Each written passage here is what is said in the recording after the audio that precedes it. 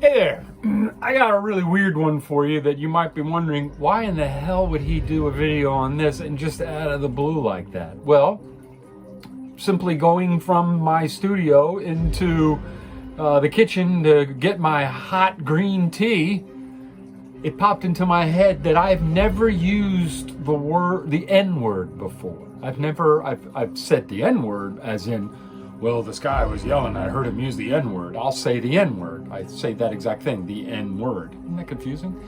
But I've never actually said the whole word. N-I-G-E-R. I've never said that word. I've said Niger because that's a famous body of water, which is where a lot of black people come from. And the Portuguese basically were the first to start slavery, and the Portuguese started rounding people up with the help of the Spanish and started selling their slaves to Brazil long before America was discovered. So the Americas were obviously discovered a long time before Christopher Columbus ever did it. But anyway, the N-word. So the N-word originated from that area. It's a Latin word that means black in Latin. Niger, very dark body of water. So the people that were stolen, murdered, raped, violated, and literally ripped out of their homes and then distributed like a product to the rest of the world were called N-E-G-R-O. I still won't say that word either. Negro. So that's where all of that comes from. And I was thinking about how I've never said the word. I never will say the word. I've dated several black women in my lifetime, and every one of them actually said, just say it one time. It didn't bother them at all. They thought it would be cute or funny or whatever their reason, but I couldn't do it. I mean, they didn't care. I actually liked the fact that I couldn't say it. But I'm just saying, I never said it, and I never will. And I think anybody that does use that word on a regular basis is doing a disservice. I guess a lot of people have said this in the past, but I mean, if you're black, you can say it all you want. I mean, just like I can say honky all I want or cracker all I want because I am a cracker. I am a honky. The term honky is my favorite because the cracker's obvious, but a honky, where the hell did that come from? That was because in the slave days, the masters, plantation owners would pull up and they would honk on the horn. So they would go up to the place where they kept their slaves and let their slaves live and sleep. And then they would honk at like 4 a.m. Come on, get ready, get in the back of the truck, go pick cotton. Come on. So they'd be like sleeping and they'd hear that honk. They'd be, honking away. That's where that word comes from. Now, the big difference is, and this is why people don't understand using the N-word, and that's why I deliberately brought up the word honky and cracker. I can call myself a cracker, I can call my friends a cracker, but you can't call me a cracker, that kind of thing. The reasoning behind that is because there's no bad history behind being called a honky.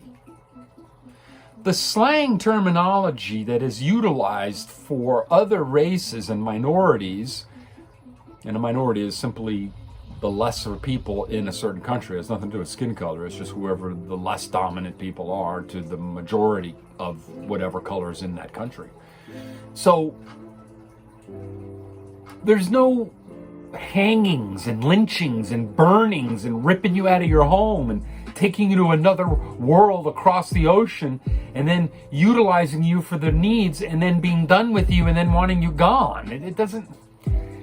Anybody that is racist towards somebody that was forcefully brought here, in my opinion, should be brought out into a field and just put out of their misery. They certainly shouldn't be reproducing, that's for sure. You know what I mean? I used to say that anybody that had a subscription to the Enquirer magazine, they should put a special gel on the magazine so that when you touch it, it makes you sick and you can't reproduce.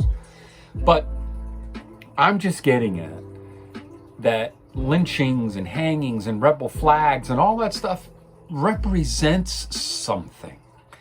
And another important thing that Michael Che always talks about, one of my favorite people, he always says that white people that are like Black Lives Matter and stickers all over themselves and all adamant about that stuff, man, they need to just chill. Okay? That is annoying to black people because they've been dealing with it since the day they were born. They have dealt with it in their job situations, when they go shopping. That racism, that ignorance, that stupidity follows them everywhere. And it has their whole life in America, especially Southern America. So when a white person all of a sudden sees all this stuff on the news and they're like 42 years old, and all of a sudden they're like, oh, this is bothering me so much. I have so much empathy for the black people. I'm going to get out there and I'm going to do a... Man, shut the hell up. You don't just all of a sudden take on this thing. Just having empathy is one thing, but being an idiot about it is completely another, okay? You gotta love, you gotta respect everybody. It's that simple. You gotta love and respect everybody. Human beings, you're either human or you're not. You're either humane or you're not. You don't get to pick and choose and decide who and what you are humane to. To be human, you must be humane. And that means don't take advantage of that. Don't destroy nature senselessly. Don't kill things for no reason. Pollute. Run water for hours at a time for no reason. These are all things you shouldn't be doing. But more than that, you shouldn't be judging a person based upon their color of their skin, the length of their hair, the car they drive, or the weight they tip at the scale. You know, it's all relative for the person that's dealing with it. So focus on yourself and spend every day trying to be a better person than you were today. Tomorrow, I'm going to be better than I am today. And I was pretty good today. I'm going to be even better tomorrow. I love you. You're watching this, and I'm telling you that I love you, and I'm sending you good energy. Okay? I'm drinking my hot matcha tea. And I just simply want you to be happy and to stop focusing on negative energy and to focus on good energy. The second anything negative happens, do everything within your power to get rid of it and convert it into positive energy. That's how you'll live forever, you know? All right, I'm talking too much. Have a good day.